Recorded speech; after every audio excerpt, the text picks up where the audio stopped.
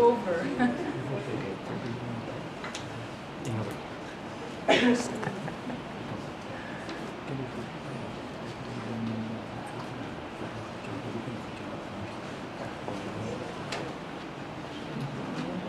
So hi, good afternoon everybody. I said I'm from the embassy in Tel Aviv, so this means I'm here with a lot of honesty in front of you, a lot of modesty, honesty as well, modesty I wanted to say, because obviously you're all much more experienced in this matter, so I hope we can enlighten you a little bit on what's going on in Belgium, a few best practices we have, the lessons we learned ourselves from dealing with different situations we were confronted with. So what I will do today with you is have two main elements. First of all, a little bit of the framework, the asylum in Belgium, how is it dealt with, what is the state of play, facts, framework, procedure, not too much, I won't overload you. And then secondly, the management of these asylum cases. What are the principles? Which infrastructure do we use for the reception of asylum seekers, and also for the return of those people once they're supposed to leave the country. And then with a particular focus as well on the family unit, and perhaps as well on our coaching model we have in Belgium.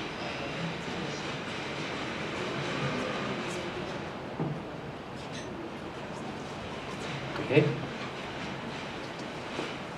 Well, I need a long arm now. So, first of all, the facts. Belgium, you might all know, is for chocolate and for beer, but we are a country of 11.2 million people, and about 10% of the population has a different nationality than the Belgian ones. In 2008, so beginning of mid-2008 until the beginning of 2012, we had quite a severe reception crisis. There was a huge influx of asylum seekers, and the infrastructure was not able to deal with this. So at the time, we were quite heavily criticized by UNHCR and others, NGOs, and there was a big public debate in Belgium. So since then, we moved towards a more integrated asylum reception and return policy, which means that we focus on different elements of the asylum package, meaning we try to restrict the inflow by dissuasion campaigns in the countries where people came from, by excluding certain categories for asylum seeking, also by spreading the people more throughout the country, and I will say a little bit more about this because I think in the Israeli context this will be particularly interesting. And as well by focusing on the departure of people, really trying to convince them and to help them as well with a voluntary return to their home countries or to another country. So currently, in 2013, we had about 15,000 requests for asylum in Belgium. We have had peaks beforehand, but this is more or less stable the last couple of years. Although we see quite recently a new tendency of increasing demands. In September, we got 2,050 requests for asylum in Belgium. And I put here as well the scheme of the different nationalities. You will see below there that Eritreans are now 3% in Belgium. I think because in Israel, obviously, it's mainly Eritreans and Sudanese which are the issue. What we see in our country, and I think also in a lot of other European countries, is that there's a very strong increase of Eritreans. 66 in 2013, and so far in 2014, so until September, 610. So it's quite a heavy increase. But we see at the same time there's also a very big approval rate of these people, and the figure here, 84%. For Sudanese, it's about it's also an increase, although it's much more modest. 65 2013, 95 during the first 9 months of 2014. Regarding the framework, won't take too long on this one. What we have is different entities which are obviously responsible for different elements. So people, normally the rule is that people apply for asylum with the immigration office, which will register and decide on the admission of people, whether their case can be reviewed or not. There might be a few exceptions on this, for example, when people are at the border or when they're already in a detention center and apply for asylum at that particular moment. The review itself of the applications is done by the Commissioner General for Refugees and Stateless Persons, so that's their focus. And then regarding the reception of asylum seekers, we have the Federal Center for the Reception of Asylum Seekers, easily said it's FedAsyl. And then regarding possible appeals towards a decision taken, we have then the Council for Alien Disputes. Regarding the procedure, so as said, first of all, people obviously have to submit their requests for an asylum before this can be treated. And then secondly, people will be allocated in Belgium. So what do we mean with allocated? People generally move then towards the dispatching service of FedAsyl, so the one who is responsible for the reception, who will decide where people should go. So the rule is that they first move to a collective center, and then afterwards, after 4 months, but I talked about this more in detail later, they can apply for individual housing, which depending on the needs of the person. Now, what is interesting for Belgium is that because we saw at a certain moment there was too big a concentration in certain parts of the country, is that we have what they call a repartition plan, which means that people do not decide themselves where in fact they're going to live, but it will be the authorities who say you have to live there and there and there, because depending on the needs of the possibilities and the capabilities of the different municipalities in Belgium. People are not, they're not, it's not mandatory for them to live where we dispatch them, but the fact is that they only get the material assistance provided by the government at that particular place. So they can't receive it anywhere else, so there's kind of an indirect pressure to stay where people are allocated, but as said, they're free to live and to move where they want in the country during the entire duration of the procedure. Then there's a review being done by the Commissioner General, and finally there's obviously a decision. Different categories we have in Belgium, and I think these are the obvious ones, is the refugee status according to the Geneva Convention. You can also have a subsidiary, I hate that word, a subsidiary protection, which means that, and you know this much better than I do, if there's a grave harm towards your person, it's a great risk for harm, that you get this, this protection. The difference between the two categories, the first one is a permanent one, so you're allowed to work as every other ordinary Belgian, while in the subsidiary protection system you get a temporary permission to stay in the country for 1 year, which is renewable, and then after 5 years you can apply for a permanent permission to stay. You can work under the subsidiary protection as well, but you have to apply for a work permit. Now, the specific category of people who are in the non-refoulement group, we'll call them, there it is not all of them are accepted as refugees or subsidiary protection. So obviously there's always this group of people, what do you do with them? Because you cannot give them this status, but you cannot send them away. There is under certain specific circumstances the possibility to get a visa for humanitarian reasons. This can be, for example, somebody's pregnant, children have to finish their schooling, family reasons for one way or the other, medical reasons. There are different possibilities to get a visa like this, and quite a lot of those people get a visa via this humanitarian way. Which means that there's still a category left, which is in a grey zone. And this, I think, Grant mentioned it as well, others will mention this also. This is an issue which we also have to deal with. And then obviously the other option is return to home country or to another country, depending what situation they're precisely in. On appeal, I will not say too much, it speaks for itself. And then after the procedure, there is we try to help people as much as possible, because it's just when they send people away, we say you have to leave the country, quite often it doesn't work. So we try to stimulate people and to help people with preparation for a voluntary return. And I'll go much more in detail on this in the future. So I think I covered everything, but just to summarize for the during the procedure as well, people only receive material assistance, so that's the bottom line, but with a certain daily allowance of pocket money. It's really pocket money. Children receive it as well, so it's nothing like a big financial contribution. So how do we manage then the asylum cases? In general, the principles, the first one I mentioned already, that's the mandatory registration place, but with the freedom to move. Also the fact that people get material assistance for the entire duration of the procedure.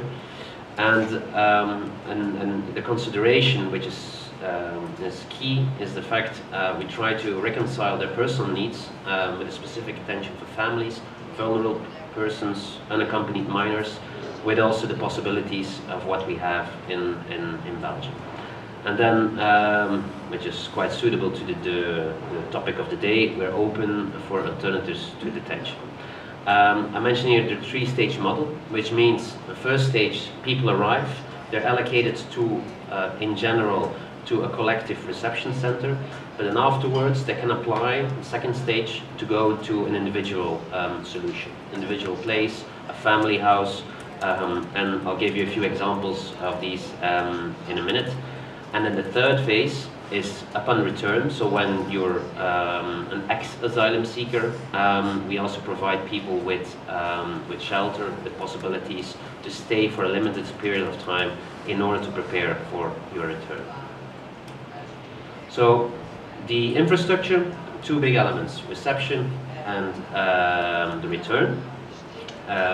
First of all, the open reception infrastructure.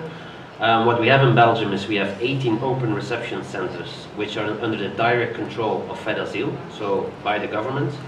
And then we have 32 other centers, which are managed by the Red Cross, by NGOs, by local authorities as well. And they work together via conventions with the FedAsyl. So FedAsyl coordinates, has control, but these reception centers are managed by other organizations. And then we have also local reception initiatives. This can be houses and different elements based on the community level. In total, it's about 20,000 places which are available in Belgium. It's about 50-50 between the reception centers and the local initiatives. In terms of the occupation, for the moment, the last figure I saw was a 76% occupation rate, which means there's always a certain margin of maneuver. During the reception crisis we had from 2008 to 2012, we were constantly above 90%. So you see that there's more flexibility now for people when they're arriving. And one center is specifically dedicated to unaccompanied minors in order to deal with their specific needs. Regarding return, so I will go through these different elements of infrastructure we have in Belgium now. So there's a particular attention for families with children, as you will see. First we have the closed centers. I have to say something about them as well. There are 480 places in 5 centers throughout the country, at the airport and in different places throughout the country. So in general, we can say there's only a very small minority of asylum seekers who end up in detention.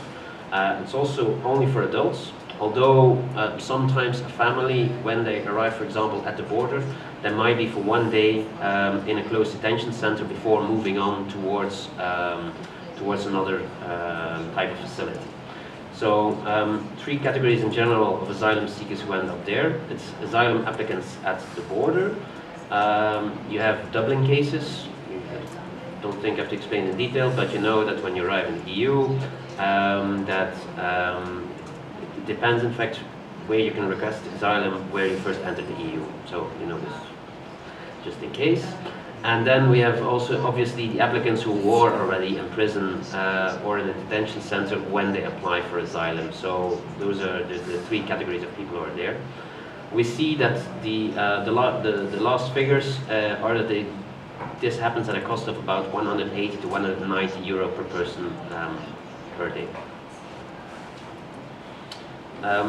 Then regarding the return itself, what we have is open return places, about 300 beds in 4 federal centers for ex-asylum seekers in order, as I said, to prepare them for voluntary return.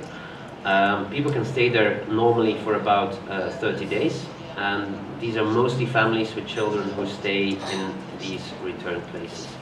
And if they don't return, then they move on towards another facility. Sometimes it's to a detention center, but this will not be a family, this will be then adults, or to family units, or to other solutions. We also have an open return center, the return center of Holsbeek, which is a specific center for people, for irregular families with children who would end up on the streets otherwise, and so people are really in need of shelter until the organization of their return. Again, the rule here is to stay for 30 days. We have that shelter now about a year and a half, and there are about 100 beds which are provided in this specific one. Now, the shelter itself, this one is managed by the immigration office. So you'll see the difference already. The other ones, reception, they are managed by FedAsyl. Now we move to immigration office. And but FedAsyl, with all their experience, obviously assists in this as well. You see for the first time the mentioning of the word coach here. So this means it is a unit which was created within the immigration office, so that's within the Ministry of Interior, which focuses on this particular element. Here they're called return officers. I think a better word is support officers, because what do these people do? They try to be really at the side of the ex-asylum seeker and try to find a solution for him and his family, in case this is the case,